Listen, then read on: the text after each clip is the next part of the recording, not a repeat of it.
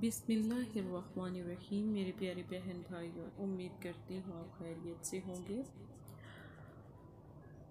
अगर आप इस्तिखारा या रूहानी इलाज करवाना चाहते हैं तो रब्ता कर सकते हैं। जादू, जिन्नात, शयातीन, बंदिश, औलाद का नाफरमान होना, सब अगर आपके घर में ऐसे मसाइल हैं तो एक दफ़ा ज़रूर रब्ता करें, इस्तिखारा करवाएं और अल्लाह के हुक्म से जो भी इस्तिखारे में आएगा इंशाल्लाह आपको बताया भी जाएगा और आपकी मदद भी की जाएगी। आज का अमल शुरू करने से पहले अहादीस मुबारक अल्लाह का शुक्र अदा करो। ये ना सोचो कि अल्लाह तुम्हारी दुआ को फ़ौरन कबूल क्यों नहीं करता, ये शुक्र करो कि तुम्हारे गुनाहों की सज़ा फ़ौरी नहीं देता। तो हर लिहाज से अपने रब का शुक्र अदा किया करें।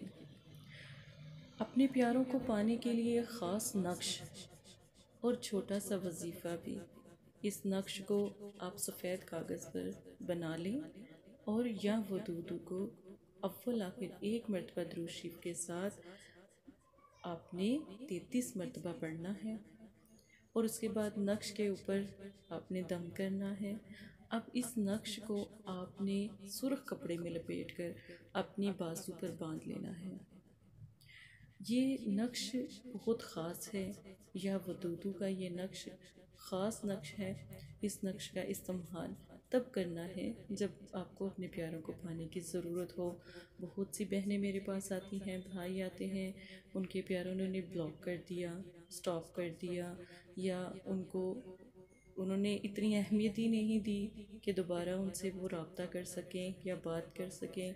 इतनी नफ़रत, इतनी कहते हैं ना कि इतनी नफ़रत उनके दरमियान में पैदा हो गई कि वो उनकी सोच इस कदर बदल गई कि वो हैरान हो गए। तो ये अमल उन लोगों के लिए है। तो इंशाअल्लाह ताला आप ये ख़ास अमल ज़रूर करें। तो आप देखिएगा इंशाअल्लाह आपका प्यारा फ़ौरन आपको अनब्लॉक कर देगा। ये अमल 3 दिन आपने करना है।